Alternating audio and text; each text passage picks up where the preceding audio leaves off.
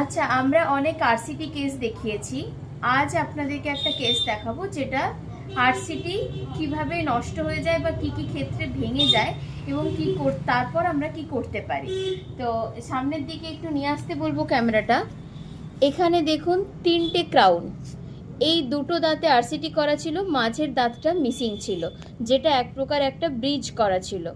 আপনারা এরকম কেস আমার ক্ষেত্রে অনেক দেখেছেন, কিন্তু এই কেসটা দেখাচ্ছি দেখুন, খুব ইজিলি এটা বেরিয়ে এলো।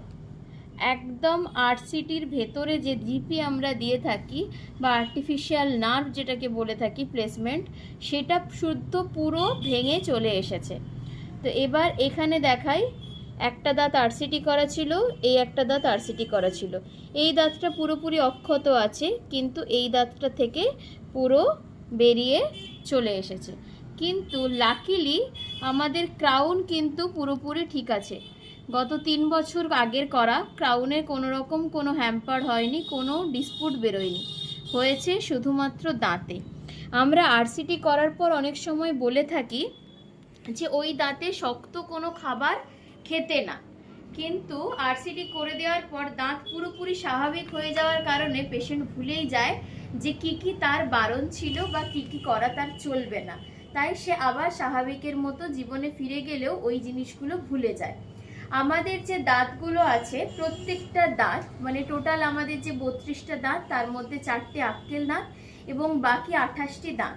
যে 28টি দাঁত থাকে তার সামনের যে দাঁতগুলো মানে সেন্ট্রাল ইনসাইজার, ল্যাটারাল ইনসাইজার, এইগুলোর বেসিক্যালি কাজ হলো কামড়ানো, ঠিক আছে। এবং তার সাইডে যেটা প্রিমোলারগুলো থাকে, এগুলোর কাজ হলো কোনো কিছু ছিঁড়তে সাহায্য করা। এবং পেছনের যে মোলার দাঁতগুলো থাকে, এগুলোর কাজ হলো চিবোনোতে সাহায্য করা। তাই আমরা বলে থাকি যে দাঁতে আরসিটি হচ্ছে সেই দাঁত অনুযায়ী তার জন্য কিছু রেস্ট্রিকশন ফলো করা। কি না, এই যে সামনের যে দাঁতে আরসিটি হয়ে থাকে, আমরা বলি খুব বড় শক্ত কিছু জিনিসে যেন না কামড়ায়, খুব জোর করে যেন কিছু টান দিয়ে না কাটতে যায়, তাহলে কি হবে, ওখান থেকে ওটা খুলে আসার সম্ভাবনা থাকে। আর পেছনে যখন আরসিটি করা থাকে কোনো দাঁতে, তখন আমরা বলে থাকি শক্ত কিছু চেবোতে না। কেন বলে থাকি এই জিনিসগুলোতে? কারণ খুব জোর প্রেশার পড়লে আর্টিফিশিয়ালভাবে যে দাঁতটা বানানো থাকে সেটার উপরে প্রেশার পড়ে এবং এই রকমভাবে ভেঙে চলে আসে। তো যাই হোক, এটা এভাবে খুলে গেছে, নষ্ট হয়ে গেছে। তো এখনও এটাকে আমরা বাঁচিয়ে দেওয়ার রাস্তা রয়েছে। আমরা রিআরসিটি করে আবার এই ক্যাপটা এখানে পরিয়ে দেব। আজকেই আমি পুরো কাজটা কমপ্লিট করব। আফটার কমপ্লিট আমি এর সাথে ওই ভিডিওটা অ্যাড করব যে আমরা কিভাবে এটা শেষ করলাম। আমাদের কাজটা কমপ্লিট হয়ে গেছে, আমরা রিআরসিটি করে আবার ক্রাউনটা ফিট ডেলিভারি দিয়ে দিয়েছি। তো এবার দেখাবো এই জায়গায় কীরকম দেখাচ্ছে। এই জায়গাটা মিসিং ছিল, এটা আমরা আবার রিআরসিটি করেছি এবং এখানেও আমাদের একটা বিল্ড আপ করতে হয়েছে।